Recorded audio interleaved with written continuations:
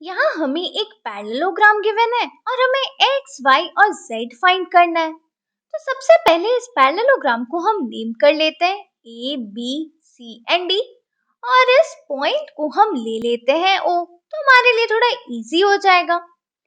अब देखो इस पैरेललोग्राम में डायगोनल AC और BD इंटरसेक्ट करते हैं एट पॉइंट O और यहाँ एंगल AOD हमें गिवन है 90 डिग्री।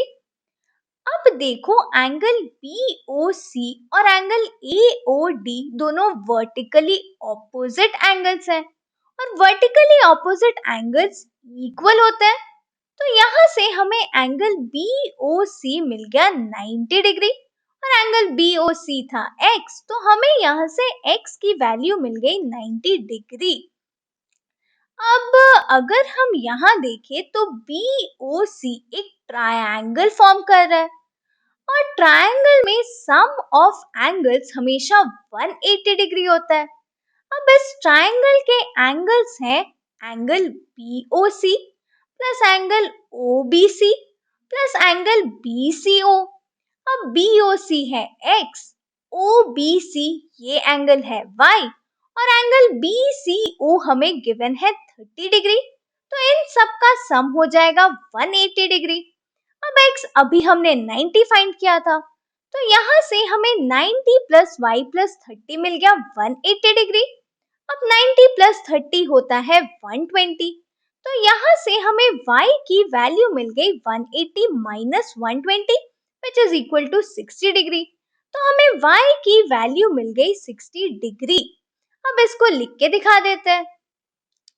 अब हमने x और y तो फाइंड कर लिया, तो बचा z।